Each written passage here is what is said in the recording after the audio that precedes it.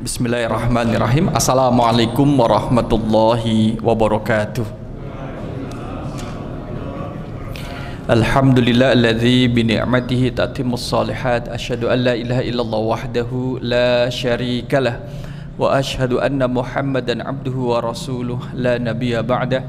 Allahumma shalli wa sallim ala nabiyyina wa rasulina Muhammad sallallahu alaihi wasallam wa ala alihi wa ashabihi wa man tabi'ahu bi ihsani ila yaumiddin. Qala Allahu azza wa jalla fi kitabihil karim, a'udzu billahi minasyaitonir rajim. Bismillahirrahmanirrahim.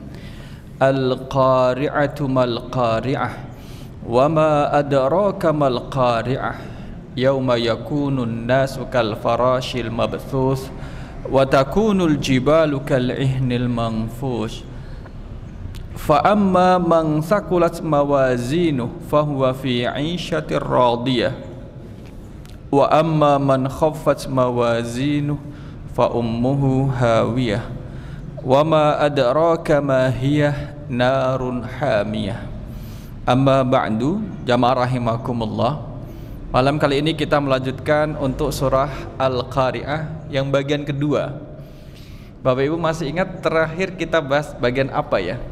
2 minggu yang lalu, tentang tasbih. Tasbih menika penyerupaan, sesuatu diserupakan dengan sesuatu yang lain. Sesuatu yang diserupakan dengan ada yang diserupai. Sesuatu diserupakan, yang musyabbah adalah sesuatu yang diserupakan, musyabbah bihi sesuatu yang diserupai.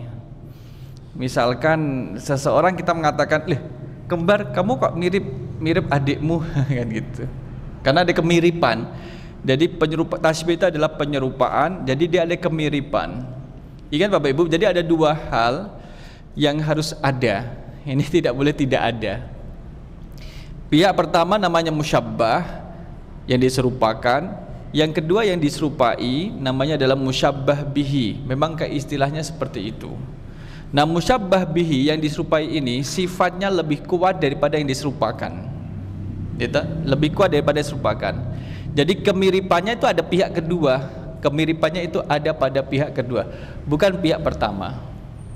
Misalkan begini Bapak Ibu, kalau orang yang berani itu diserupakan dengan singa. Nah, sifat keberanian itu terletak pada asalnya pada singa atau pada manusia.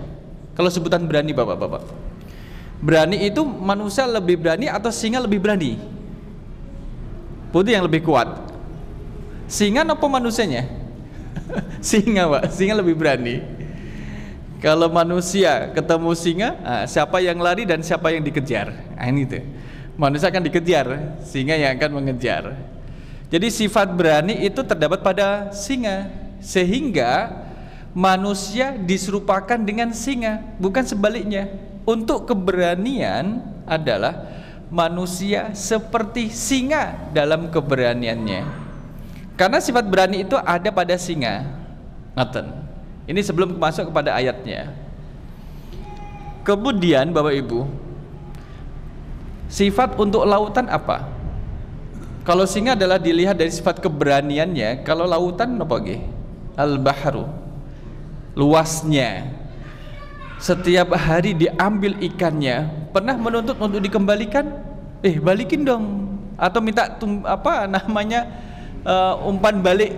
Gantinya mana gantinya? Tidak.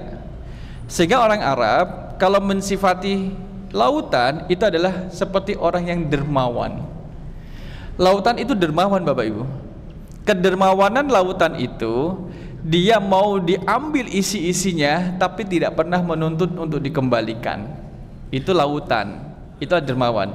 Sehingga kalau ada orang yang dermawan, Anda seperti lautan dalam kedermawanannya. Dari sisi kedermawanannya, bukan keasinannya. Bu, masakannya kayak lautan. Napa ya? Asin, boten. Boten karena kelautannya, bukan. Tapi dia dari kedermawanannya.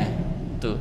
Kalau lautan dilihat dari sisi kedermawanannya, kemudian kalau hewan singa dilihat dari sisi keberaniannya, mohon maaf, kalau hewan anjing dari sisi kepengecutannya. Pengecut itu anjing. Itu simbol-simbol yang dipakai oleh orang Arab. Kalau bulan Bapak Ibu, bulan, nah bulan dilihat dari sisi apanya? Wajahnya, gitu. Kalau misalkan ada, biasanya ini nempel dekat dengan perempuan daripada laki-laki untuk bulan. Kalau ada perempuan yang mukanya mohon maaf bulat, itu kadang diserupakan seperti bulan purnama. Kalau dilihat dari jauh. Kalau dilihat dari jauh, bulan purnama kalau kita lihat dari bumi kelihatan indah apa tidak, Pak? Indah kan? Tapi kalau bulan dilihat dari dekat, antar apa? Grunjal, nggak ada lembahnya dan sebagainya. Nah ini kalau dilihat dari jauh, misalkan suami kemudian menyanjung istrinya, Bu, malam ini wajah ibu kayak bulan purnama. Iya Pak, iyo. Enjeh laras. Wah seneng nih gue. Maksudnya apa Pak bulan purnama? Bersih, kinclong, semrowong. Gitu. Nah, itu adalah sifat yang dimiliki pada benda. Jadi pada manusia bersifat resesif, lemah, tapi kalau keberanian lebih kuat pada singa, kemudian kedermawanan lebih kuat pada laut, kemudian pada kepengacutan lebih kuat pada hewan anjing, dan juga kecantikan pada bulan purnama. Tapi memang ada kisah Bapak Ibu jamaah rahimakumullah, ketika misalkan kita nanti membahas terkait dengan surah At-Tin, Wat-Tini Waz-Zaitun wa Turi Sinin wa hadzal baladil amin, surat yang ke-95. Ada kisah menarik di sana Bapak Ibu yang berkaitan dengan bulan. Ada seseorang yang bernama Musa bin Isa. Saya kebalik, betul. Yang benar adalah kana Isa bin Musa al-Hashimi yuhibbu zaujatahu hubban syadidan. Suami yang bernama Isa bin Musa itu sangat cinta terhadap suaminya. Nek sangat cinta namanya cinta apa nggih? Cinta mati. Hubban syadid. Saking cintanya dia pernah bilang sama istrinya begini Bapak Ibu. Ini si Isa bin Musa bilang sama istrinya, anta talikun salasan illam takuni ahsana minal qamar. Istriku, istri, engkau akan saya talak. Suaminya ngomong, kamu saya talak 3 kali kalau kamu tidak lebih cantik dari bulan purnama. Niki tanggal pinten ya? Mun lewat nggih bulan purnama, mun lewat kan nggih. Oh malah awal nggih. Engkau akan saya cerai talak 3 kali kalau kamu tidak lebih cantik dari bulan purnama. Merinding napa boten Ibu? Kalau kamu tidak lebih cantik dari bulan purnama, tak talak langsung 3 kali talaknya. Ini. Fanahadat wahtajabat anhu. Faqalat talaqtani. Talaqtani, kamu menceraikan aku ya. Jadi memang waktu malam itu muncullah bulan purnama lebih cantik, lebih bagus dari istrinya, karena dilihat dari bumi itu tadi. Artinya apa Pak? Falamma asbaha, jadi ya artinya jatuh cerai. Di pagi harinya itulah kemudian sang istri mengadu kepada orang tuanya. Orang tuanya tidak terima, masa gara-gara bulan purnama anak saya, putri saya dicerai gitu. 3 lagi. Jadi udah talak bain. Maka dia datang kepada Mansur, waktu itu adalah Khalifah Al-Mansur, fa akhbarul khabar. Dia ceritakan. Nah, namanya Khalifah Al-Mansur, dia kemudian tidak tergesa-gesa, tidak tergesa-gesa kemudian memutuskan satu putusan. Diundanglah para ulama. Gitu. Jadi mohon maaf, pemimpin yang tidak sok-sokan buat keputusan, karena memang ini ranahnya ranah agama. Maka datanglah para fuqaha, ulama-ulama fikih, kemudian minta fatwa kepada mereka bagaimana ini. Maka kemudian dikatakan bahwa dari ulama-ulama fikih itu yang datang mengatakan ya sudah, itu jatuh cerai, itu cerai. Karena itu menjadi cerai bersyarat, kalau kamu tidak lebih cantik dari bulan purnama, talak 3 kali. 3 kali Pak. Mau ditalak sekali aja sakit kok, masa dibandingkan dengan bulan purnama gitu loh Pak. Bukan kesalahan besar yang dilakukan oleh istrinya kemudian terus ditalak, cuma dibanding-banding ke. Kalau misalkan sekarang Suami mengatakan pada istrinya, "Ma, kalau mama tidak selangsing tiang listrik, tak cerai." Gitu. Masa dibandingkan sama tiang listrik kan gitu. Nah, ini yang masalah adalah suaminya, bukan istrinya gitu. Oleh karena itulah kemudian ditanya bahwa dari ulama Syafi'i, kemudian Hambali, kemudian Maliki, itu ya berarti ulama-ulama mengatakan bahwa ini sudah jatuh cerai. Tapi ulama dari Abu Hanifah, min ashabi Abi Hanifah, itu diam. Cuma ditanya sama Khalifah Mansur, "Wahai ulama, kenapa engkau diam? Ini sudah 3 mengatakan cerai. Anda kenapa diam?" Masih berpikir. Dibacakanlah surah At-Tin, "Laqad khalaqnal insana fi ahsani taqwim." Sungguh kami telah menciptakan manusia, Allah menciptakan manusia itu fi ahsani taqwim, dalam sebaik-baik bentuk, dalam sebaik-baik rupa. Dalam dataran makhluknya Allah, yang paling sempurna dari makhluknya Allah itu adalah manusia. Tidak ada ciptaan Allah yang lebih baik dari manusia. Bulan purnama sekalipun dia indah tidak bisa mengalahkan sang istri, karena istri itu adalah dari unsur manusia. Dan laqad khalaqnal insana fi ahsani taqwim, dan sungguh telah kami ciptakan manusia dalam sebaik-baik bentuk. Sebaiknya hukumannya apa? Tidak jatuh talak dan kecelik suaminya, jadi nggak bisa jatuh talak. Nah, inilah kemudian perumpamaan dalam Al-Quranul Karim. Di sini jamaah rahimakumullah, kita mau masuk pada ayat yang keempat dari surah Al-Qari'ah. Yauma yakunun nasu kal farashil mabsus. Yauma, pada hari itu. Itu kembali kemana kalau pada hari itu? Hari apa Pak? Hari apa yang dimaksud? Hari kiamat. Dari Al-Qari'ah. Al-Qari'ah mal Qari'ah. Wa ma adraka mal Qari'ah. Yauma, pada hari itu. Allah ungkapkan dalam bentuk nakirah, yauma, bukan al-yauma. Artinya di sini adalah yauma, ada yang disembunyikan. Memang kita kan tidak tahu kapan akan terjadinya hari kiamat, disembunyikan oleh Allah. Allah mengetahui, kita yang tidak tahu. Maka dalam bentuk isim nakirah. Yauma, pada hari itu. Kapan? Sudah kita terangkan 2 minggu yang lalu terkait dengan tanda-tandanya.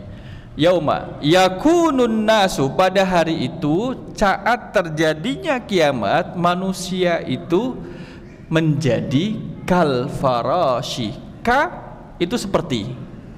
Ka seperti. Nah, seperti diserupakan, ada penyerupaan. Ka al farashi, binatang laron. Nama lain laron apa Pak? Tembriki. Laron tepang laron yang kecil. Pernah goreng Pak? Oh pernah. Jangan-jangan kita semasa. Saya juga pernah. Dulu orang tua kalau misalkan setelah banyak laron, terus ambil tampah, kasih lampu entir, kalau lampu yang api taruh di tengahnya, laron nanti pada datang. Yang lampu yang dipompa apa nih namanya lampu apa? Petromak itu dimatiin Pak. Jangan-jangan kita semasang strongking Pak, tempat strongking. Kalau pagi terus hidung kita warnanya hitam, terus lampu teplok nih. Nah itu kan itu laron, dan kita masih menemui laron di hari kita, di masa sekarang ini kita masih menemui laron. Pertanyaannya adalah, kenapa Allah memilihkan laron untuk manusia yang hidup pada saat terjadinya hari kiamat? Itu satu. Ada apa dengan laron? Yauma, pada hari itu, yakunun nasu, manusia kal farashi, seperti laron, al mab'usi, yang berterbangan. Jadi ada 2 hal, ada manusia, ada laron. Yang tangan kanan saya adalah manusia, yang tangan kiri adalah laron. Manusia diserupakan seperti laron atau laron seperti manusia, Bapak Ibu? Manusia seperti laron. Berarti ada sifat kuat pada laron. Ada sifat kuat pada laron yang kemudian manusia diserupakan dengan laron. Apa sifat kuat yang pada laron ini? Gitu.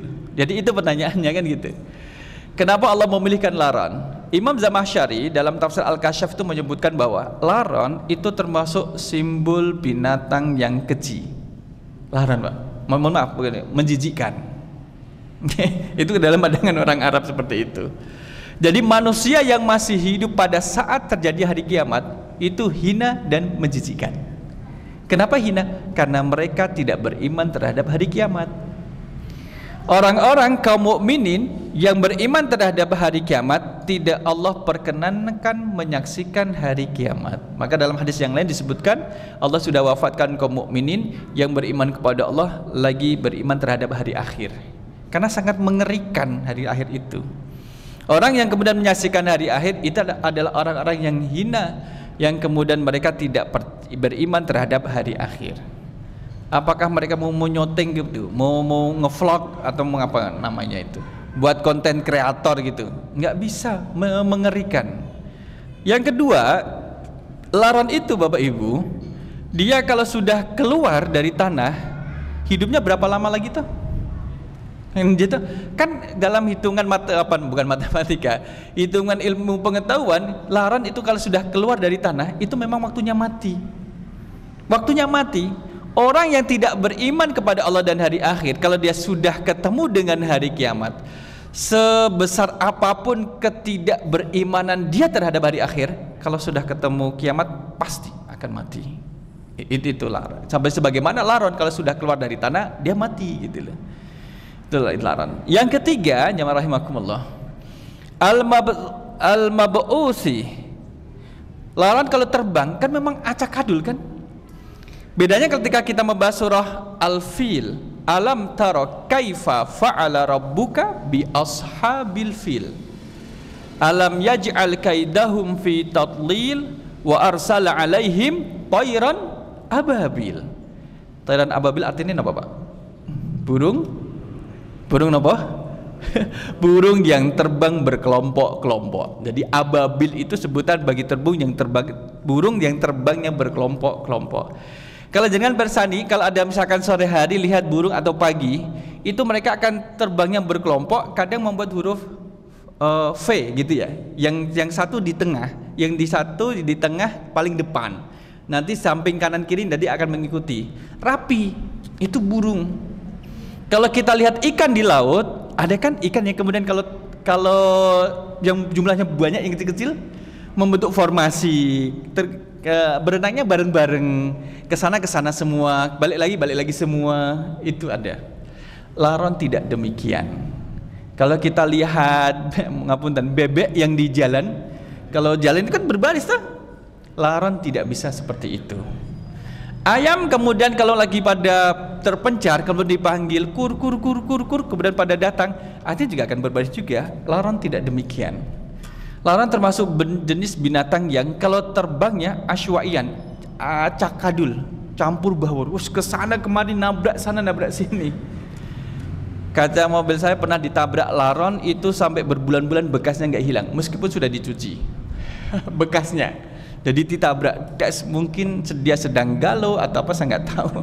Jadi bekasnya itu masih ada. Itu laron. Betapa hinanya orang yang kemudian masih hidup pada saat terjadi hari kiamat. Maknanya adalah menyaksikan hari kiamat itu hinanya seperti binatang laron. Maka yang hina itu pada laron, manusia diserupakan seperti laron. Majas ini namanya majas mursal. Tasbih. Tasbihnya ada tasbih mursal mujmal, dikarenakan disebutkan musyabbah bihi dan adatut tasbih. Adatut tasbih adalah ka dan disebutkan ka seperti kemudian disebutkan wajhu syibhi dari sisi kesamaannya, sama-sama dihinakan antara manusia yang hidup pada saat terjadi hari kiamat dengan laron. Ini yang pertama. Apa kemudian gunanya Allah membuat permisalan ini, membuat penyerupaan manusia seperti laron, agar mudah dipahami oleh pembaca Al-Quran. Itu adalah tasbih. Bahkan kemudian di dalam Al-Quran, tasbih menyerupakan sesuatu yang ma'kul dengan yang mahsus, yang abstrak dengan yang konkret, biar mudah untuk dipahami. Sehingga kalau misalkan ada orang yang kemudian tidak percaya dengan hari kiamat, boleh jadi dia akan diperlihatkan kiamat oleh Allah pada hari akhir. Gitu. Itu malah menjadi hina. Nah, inilah adat yang keempat.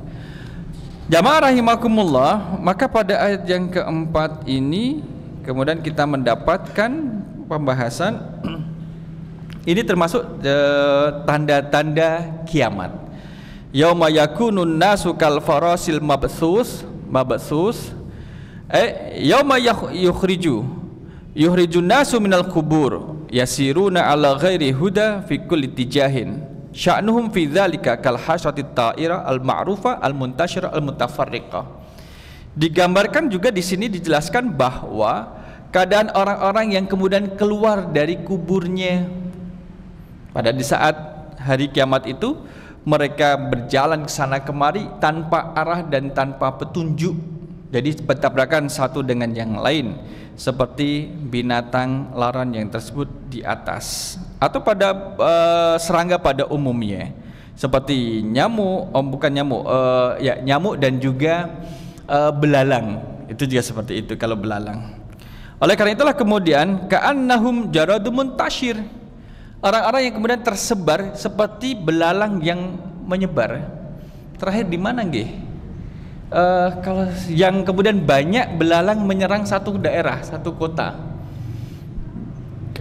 Pun tiba yang kemarin zaman kita Jawa Timur ya, yang kemudian banyak kemudian terus digoreng juga, jelehi juga, merusak tanaman dan masuk ke pemukiman dan rumah-rumah sampai masuk. Kalau misalkan di Gunung Kidul cuma beberapa ekor kan ya, yang di sate kemudian terus di kering goreng itu seperti itu.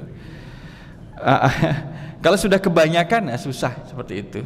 Maka ini harus menjadi peringatan, gambaran pada saat terjadi hari kiamat, bagaimana kondisi orang yang tidak beriman dari mereka yang masih hidup kala itu menyaksikan hari kiamat, dan juga mereka yang kemudian dibangkitkan dari kuburnya dikarenakan mereka tidak beriman terhadap Allah dan juga hari kiamat. Ka'annahum jaradun muntashir, sebagaimana mereka itu seperti belalang yang tersebar.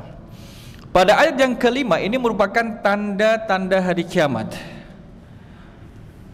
adalah watakunul jibalu kal ihnil mangfush.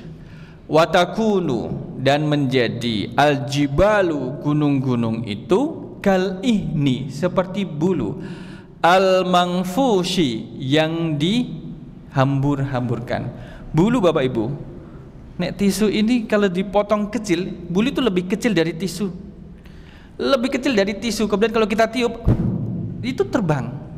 Kapan jatuh? Lama jatuhnya karena saking ringannya. Jadi kita lihat gini, gunung saja Bapak Ibu, kalau misalkan ditanya Gunung Muria, Gunung Merapi itu beratnya berapa kilo tuh? Nah, pinter Mbak, ada yang pernah ngitung? Nah itulah, kita kalau mau meletakkan angka untuk berat Gunung Merapi susah juga itu. Seberat gunung itu saja itu seperti bulu yang kemudian berterbangan, apalagi kemudian manusia kayak apa gitu. Maka betul di atas tadi diperumpamakan seperti laron yang berterbangan ke sana kemari. Gunung itu terhambur-hamburkan bagikan bulu. Jadi di sini ada gunung diserupakan dengan bulu. Kalau bulu itu dikenal dengan apanya tuh Pak?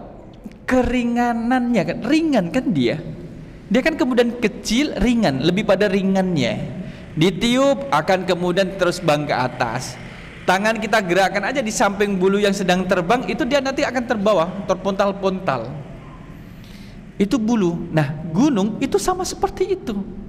Sebesar Gunung Merapi, Gunung Muria, Gunung Rinjani, Gunung Kinabalu, Gunung Slamet, Gunung apa malih?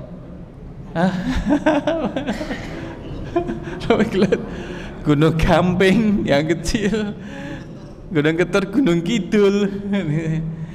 Itu semuanya akan menjadikan seperti bulu yang dihambur-hamburkan. Maka kita lihat bagaimana manusia pada waktu itu. Secanggih apapun manusia mau melarikan diri, tidak bisa. Dulu saya kecil kemudian pernah berpikir gini Pak, oh kalau terjadi hari kiamat di bumi itu hancur, oh bisalah kita melarikan diri. Ternyata tidak. Ketika nanti kemudian kita membahas terkait dengan hari kiamat pada surat-surat setelahnya, bagaimana kemudian Allah membelah langit, membuka pintu langit, itu kan menjatuhkan benda-benda langit yang berat ke bumi. Jadi orang kalau menyelamatkan ke angkasa itu nanti akan kena juga.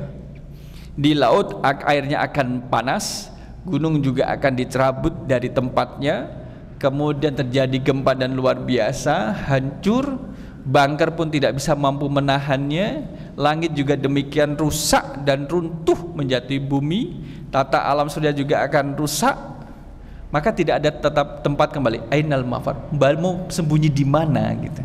Nggak bisa. Maka jalan terbaik bagaimana? Beriman kepada Allah dan hari akhir, kemudian konsisten dan komitmen melaksanakan perintah dan meninggalkan larangannya. Watasirul jibalu kasufi zil alwadil mukhtalifah. Gunung itu seperti bulu-bulu yang kemudian memiliki yang warna-warni. Bapak Ibu, kalau dilihat di Cina itu ada gunung berwarna-warni. Kelihatan karena tidak ada tanaman pada gunung tersebut. Kalau gunung kita banyak tanamannya, jadi yang ada adalah warna hijau. Kalau misalkan Bapak Ibu tindak haji nopo umroh, lihatlah gunung yang di Saudi, nggak ada tanamannya kan? Nggak ada tanamannya. Justru kalau membangun rumah adalah harus memotong, meratakan gunung. Biaya pemerataan itu kadang bisa dipakai untuk bangun satu rumah. Ya karena memang mahal. Karena gunungnya bukan dari tanah yang mudah kemudian menggunakan eskavator diratakan mudah, bukan. Tapi memang batunya itu batu-batu yang keras. Jadi lebih daripada batu padas. Seperti itu. Kalau jenengan ke Jabal Mahnet, itu kan juga ada warna-warni. Ada warna hijau, ada warna hitam, nek kuning kata saya kok belum pernah lihat saya. Ya itu warna-warni. Itu menggambarkan kandungan ada di dalamnya. Jabal Mahnet. Nah, di sini kemudian ditelatkan bahwa kalau dalam surah At-Takwir ayat yang ketiga, wa idal jibalu suyirat, dan ketika gunung diperjalankan. Jadi gunung itu kan jalan. Ternyata bergerak. Mungkin 1 tahun berapa senti, Pak? Kalau misalkan 3-6 senti, ketahuan enggak itu jarak 3-6 senti dibagi 1 tahun, dibagi 12 bulan, dibagi 360 hari atau 355 hari, 6 senti dibagi 355 hari, itu terus kemudian sehari jalannya bergerak berapa jauh, berapa mili gitu. Tapi memang bergerak karena surah At-Takwir mengatakan wa idal jibalu suyirat, ya, wa idal jibalu suyirat. Ini menggambarkan bahwa kondisi pada hari kiamat, sesuatu yang dikatakan menjadi pasak bumi, gunung kan menjadi pasak, menjadi penyeimbang bumi itu sehingga kemudian tidak gonjang-ganjing dalam perputarannya. Kalau pasaknya sudah dicabut, diterbangkan, maka bumi menjadi goncang. Goncangnya lebih dahsyat dari sekedar gempa 7 skala Richter dan lain sebagainya. Wa fi dzikri hatainil amarataini takhwiful linnasi wa tahdhirus syadid. Maka inilah 2 ayat 4-5 Bapak Ibu, itu memang tujuannya adalah menakut-nakuti manusia agar beriman kepada Allah dan juga hari akhir. Apa peristiwa setelahnya? Fa amma man thaqulat mawazinhu, maka adapun, ya, sesiapa orang yang thaqulat, berat. Apa yang berat? Mawazinuhu, timbangannya, yang dimaksud ada timbangan kebaikannya. Maka kalau kita lihat bahwa ada peristiwa perubahan atau perpindahan yang cepat, maka menggunakan fa. Setelah terjadinya hari kiamat, maka kemudian segera manusia masuk proses berikutnya adalah di alam akhirat. Pembahasan terkait dengan bagaimana Israfil meniup trompet itu pada ayat yang lainnya. Trompet yang pertama menghancurkan semua, tiupan yang kedua akan membangkitkan manusia yang binasa, yang mati tadi. Bagaimana kemudian ketika Israfil meniup trompet sedangkan semua harus binasa, apakah ikut meninggal? Allahu a'lam. Kullu man 'alaiha fanin, semua yang ada di atas muka bumi akan binasa kecuali Allah SWT dan yang dikehendaki oleh Allah Subhanahu wa ta'ala.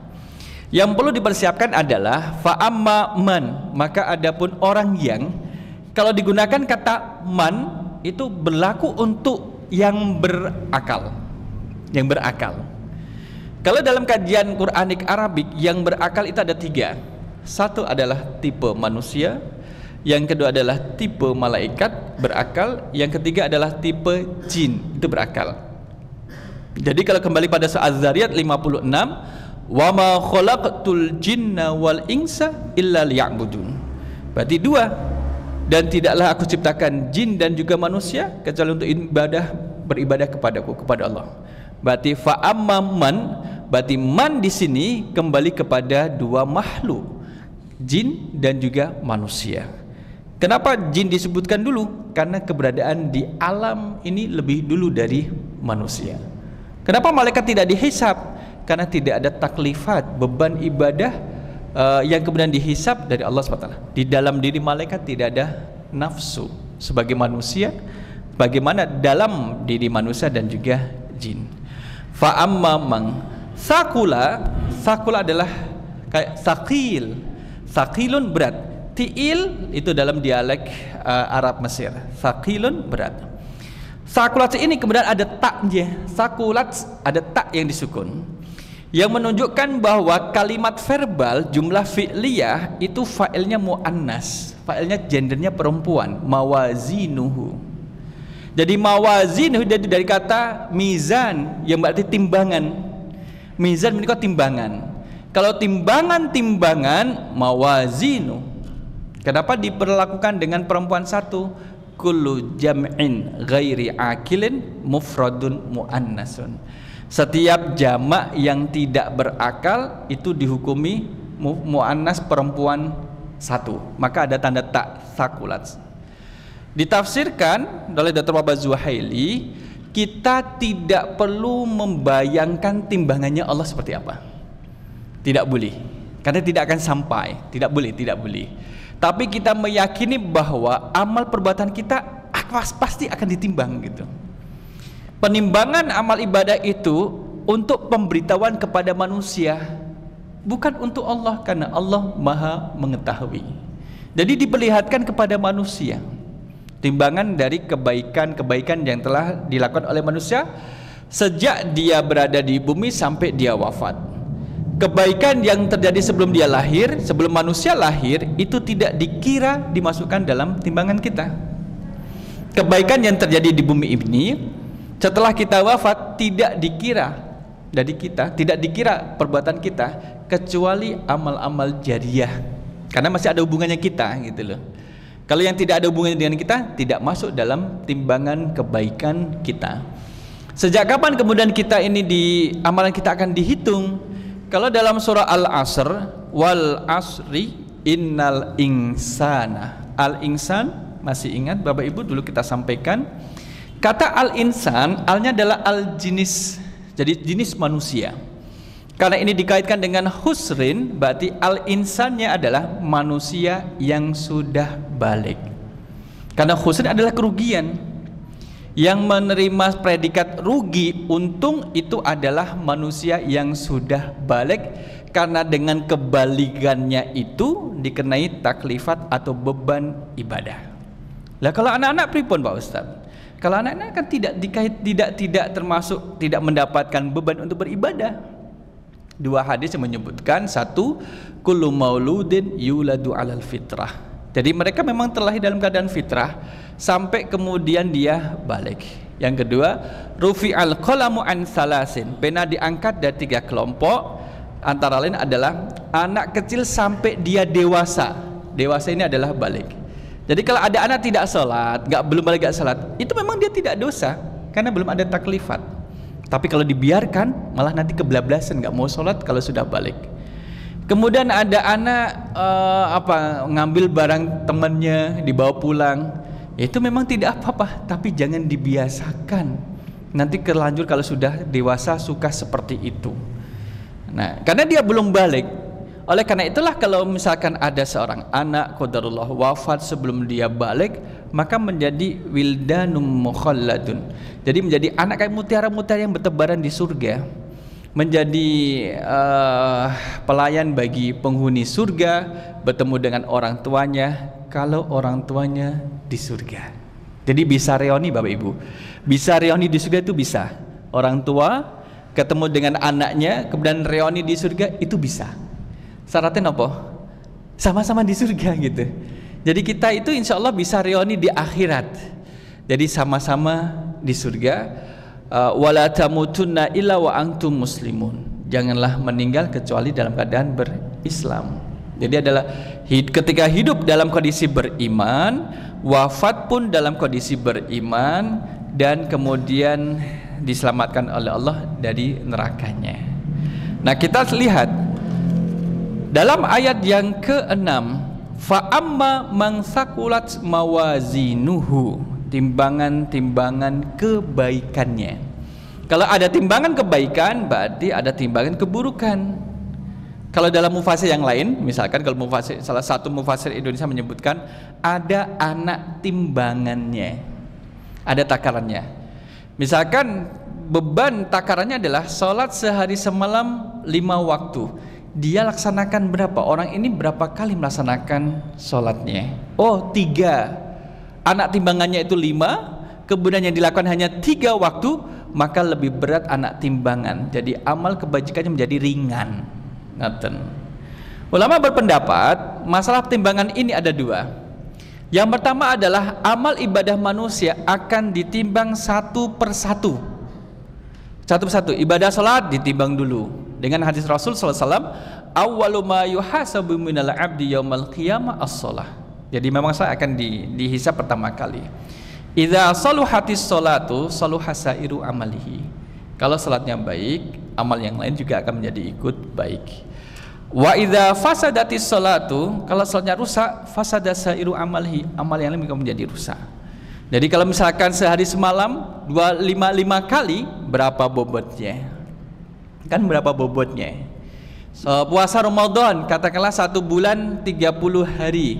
Ternyata anak timbangan 30 hari, yang orang ini melaksanakan puasa itu kemudian cuma 20 hari, maka lebih ringan. Ternyata orang ini kemudian tidak melaksanakan puasa, jauh lebih ringan, berat keburukannya, yang gitu, karena dia tidak berpuasa. Yang kedua berpendapat bahwa tidak ditimbang satu item per amal ibadah, tetapi seluruh kebaikan itu jadikan satu dalam satu timbangan, kemudian seluruh keburukan, meninggalkan kewajiban, melaksanakan kemaksiatan, dijadikan satu, ditaruh dalam satu timbangan, dan nanti akan terlihat mana yang berat, mana yang ringan. Nah, apakah seperti timbangan manusia? Allahu a'lam. Tapi jelas amal ibadah akan ditimbang untuk mengetahui beratnya. Inilah kemudian yang menjadikan kita harus berpikir, kita kan mau ke surga, karena kita dulu adalah nenek moyang kita, Adam alaihissalam adalah penduduk surga.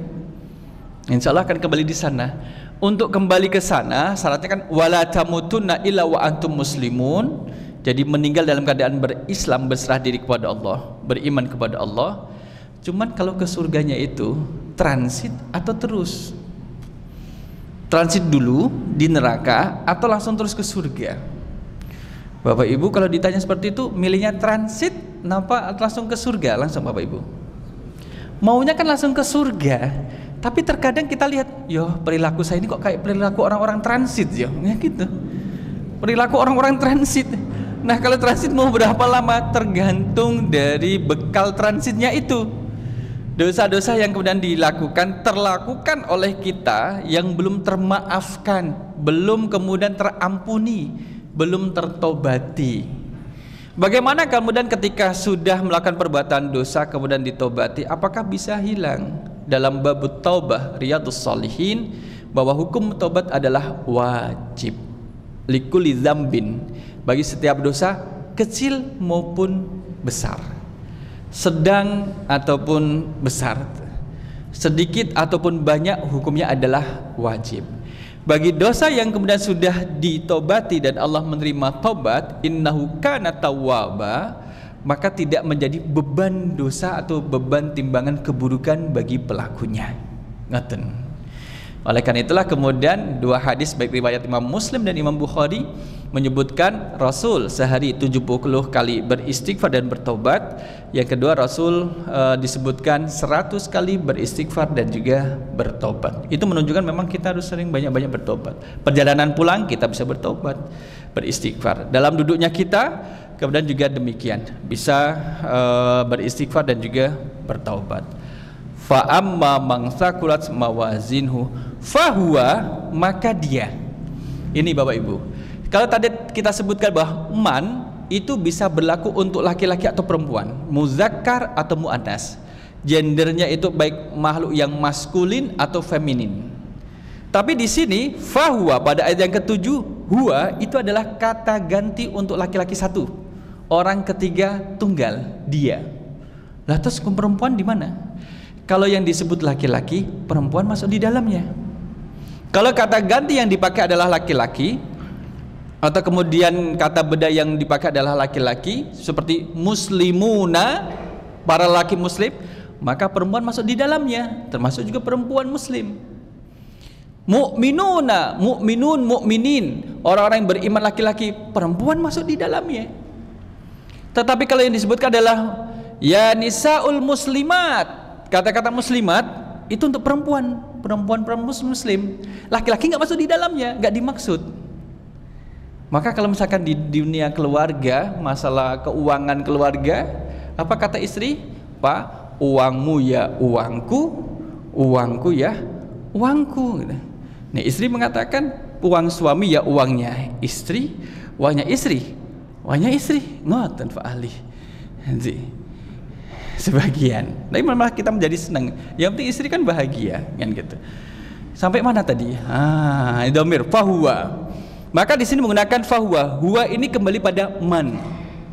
Fahuwa fi 'ishatin radiyatin. Nih kita lihat. Isyah kehidupan, radiyatin. Radiyah itu adalah isim fa'il, radin radiyatin. Karena Isya itu adalah kemudian dia mu'annas, maka radiyatan juga menjadi mu'annas. Dia adalah isim fa'il. Tapi maksudnya adalah gini Bapak Ibu, kehidupan itu meridhoi atau diridhoi. Yang meridhoi itu Allah atau kehidupan? Yang meridhoi, yang memberikan ridho itu Allah atau kehidupan? Allah. Berarti ridho itu tidak bisa meridhoi. Kalau dia menggunakan isim fa'il radiyatin, berarti adalah yang meridhoi. Sedangkan yang benar adalah dia itu diridhoi adalah mardiyah. Lantas kenapa kemudian di sini tidak menggunakan kata fi 'ishatin mardiyatin, kehidupan yang diridhoi? Inilah keindahan Al-Qur'an. Jadi disebutkan isim fa'il, tapi yang dimaksud adalah isim maf'ul. Yang disebut adalah yang dimaksud adalah isim maf'ul, namanya majaz mursal. Kalau khuliqa mimma in dafiq, diciptakan dari air yang terpancar, itu dulu sama memahaminya tidak paham, kecuali sudah menikah baru paham. Oh, ternyata menikah itu mencerdaskan juga. Ya. Maka fawa fi 'ishatin radiyah, mereka dalam kehidupan, dia dalam kehidupan yang memuaskan. Kata-kata memuaskan radiyah ini adalah dimanapun posisi orang yang beriman yang Allah tempatkan di surga, karena ini maksudnya adalah surga, dimanapun posisinya dia tidak akan pernah kemudian ngeyel niku napa bahasane, protes kepada Allah. Ya Allah, kenapa saya berada di surga paling bawah ya Allah, tapi kenapa dia ada di atas? Itu tidak ada. Maka dimanapun posisi kita, insya Allah di surga itu menjadi memuaskan kita. Sebagaimana seorang orang tua, khususnya ibu, memiliki anak, seperti apapun anaknya, dia akan senang, tidak mau ditukar dengan anak orang lain. Gak mau. Misalkan, Bu, anak jenengan kok, mohon maaf, rambutnya kok panjang ngecerak-ngecerak, kenapa mau ditukar dengan yang rambutnya lurus dan lurus ikal? Berarti gak mau. Kita dengarkan azan.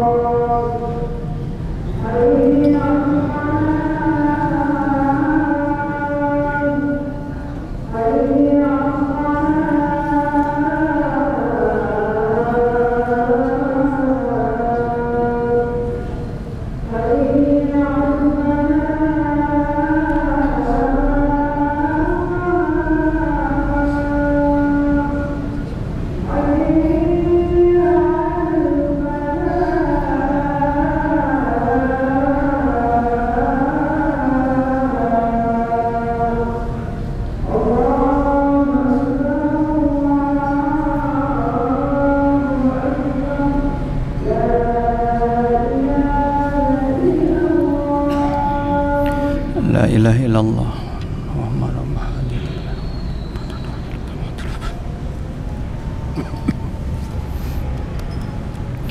Jamaah rahimakumullah. Itu yang pertama adalah mereka berada dalam kehidupan yang memuaskan. Dimanapun posisinya pasti memuaskan. Tidak akan pernah protes kepada Allah kenapa ditempatkan di sini dan sedangkan yang lain di sana.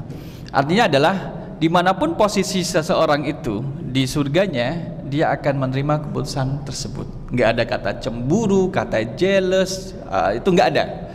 Sudah nggak ada prasangka buruk, itu tidak ada bagi para penghuni di surga pada pembahasan ayat yang lain. Kebalikannya adalah wa amma man khaffat, wa amma, dan adapun orang yang khaffat ringan, khafif, dari kata khafif ringan, thaqilun berat, khafifun ringan. Maka kalau thaqilun artinya adalah berat, tidak hanya artinya yang berat, juga berat pengucapannya. Thaqil itu kan agak berat. Khafifun artinya ringan, pengucapannya juga ringan. Khafif itu khafifun. Mawazinuhu, timbangan-timbangan kebaikannya, fa ummuhu hawiyah. Ummun, maka tempat kembalinya ummun. Kenapa kemudian orang tua perempuan disebut dengan ummi? Karena dia adalah tempat kembali anak-anaknya. Kadang anak memang secara umum itu lebih dekat kepada ibunya dibanding dengan bapaknya. Sekalipun ada yang kepada bapak, tapi memang dekatnya dengan ibu. Sehingga ibu kalau menjadi tempat rujukan bagi anak-anaknya dalam kondisi apapun harus memposisikan sebagai tempat rujukan yang menyenangkan. Kalau anak sudah tidak nyaman dengan ibunya sebagai tempat kembali, anak mencari tempat kembali yang orang lain. Kalau tidak benar orangnya malah terjerumuskan. Maunya di Jogja, datang ke Jogja dari luar Jawa, mau belajar kuliah, ketemu orang yang salah. Jadi masa depannya menjadi suram, kasihan. Ya itulah ibu. Fa ummuhu hawiyah, tempat kembali. Nah, fa ummuhu tempat kembali, hawiyah adalah neraka hawiyah. Wa ma adraka ma hiya. Ini, tahukah kamu apakah neraka hawiyah itu? Jadi mahia, apakah dia itu? Nah, kata hiya ini kan kata ganti untuk hawiyah. Tapi kenapa dalam al-qari'ah, al-qari'atu mal-qari'ah, mal-qari'ah wa ma adraka mal-qari'ah tidak menggunakan kata ganti hiya, tapi malah terjadi pengulangan. Itulah karena Allah mau menunjukkan efek menakut-nakuti kepada orang yang mendengar kata al-qari'ah. Neraka hawiyah adalah narun hamiyah. Allah ungkapkan dengan kata yang umum, narun hamiyatun. Karena nar itu dihukumi gendernya adalah feminin, muannas, perempuan. Neraka itu. Narun berarti dia menggunakan isim nakirah, hamiyatun kemudian disifati dengan sifat panas. Maknanya ini memberi makna ta'zim, bahwa panasnya itu tidak seperti panasnya yang ada di bumi. Kalau kita lihat di sini adalah naru bani Adam allati tuqiduna juz'un min sab'ina juz'an min nari jahannam. Panasnya, panas yang ada di alam anak-anak Adam ini itu baru 1/70-nya dari panasnya neraka jahanam. Jadi kalau kita membandingkan, oh 1/70. Kalau korek api, ini baru 1/70. Bukan. Kalau kita kumpulkan korek api, oh panasnya cuma kayak gini, berarti neraka jahanam cuma segini. Bukan. Cari panas di alam kita yang paling panas di mana? Apakah dia itu adalah inti matahari atau inti bumi? Kan gitu. Bukan panas yang api unggun itu, bukan, Pak. Jadi kalau panasnya inti matahari berapa derajat Celcius? Banget, gitu, banget panasnya. Kalau wedhus gembel kemarin berapa? 600 napa 1200 panasnya. Nah, kalau misalkan di sini 1/70-nya bisa memberi makna hakiki. Memang dari panasnya bumi, panas yang ada di alam raya ini kemudian 70 kali lipatnya, 1/70 dari panasnya neraka jahanam. Atau ini adalah bahasa kiasan menggambarkan betapa saking panasnya, kemudian kita tidak bisa menggambarkan seberapa panas itu. Sampai ada satu keterangan kemarin saya dengarkan, neraka jahanam kalau ada celah lubang 1 jarum Ini menggunakan bahasa gambaran, ilustrasi. Kalau neraka jahanam itu ada lubang 1 jarum, maka dari 1 jarum yang kecil ini bisa membakar alam dunia. Dari lubang yang kecil. Baru lubang yang kecilnya. Bagaimana dengan panasnya neraka jahanam? Sedikit lagi, riwayat yang kedua, riwayat Imam Ahmad dari Abu Hurairah radhiyallahu anhu, anin Nabi sallallahu alaihi wasallam, hadhihi naru juz'un min mi'ati juz'in min jahannam. Panasnya api di dunia itu adalah 1/100-nya panas dari neraka jahanam. Dan azab neraka yang paling ringan, inna ahwana ahlin nari azaban, azab penduduk neraka yang paling ringan adalah mannahu na'lani, seseorang memakai 2 sendalnya, yagli minhuma dimaghuhu, di neraka dia pakai sendal, kemudian otaknya itu mendidih, padahal dia sudah memakai sendal, tapi otaknya masih kuat untuk mendidih. Itulah gambaran dari neraka jahanam. Sehingga karena kita sudah mendapat gambaran dari narun hamiyah, neraka yang panas, maka kita tidak tertarik untuk bermaksiat kepada Allah, bermaksiat kepada makhluk lain, dan juga bermaksiat kepada diri sendiri. Semoga Allah menyelamatkan kita dari api neraka dan memasukkan kita ke dalam surganya. Amin. Kita cukupkan dengan doa kafaratul majlis. Subhanakallahumma wa bihamdika asyhadu an la ilaha illa anta astaghfiruka wa atubu ilaik. Aku qouli hadza astaghfirullah li wa lakum. Wassalamualaikum warahmatullahi wabarakatuh.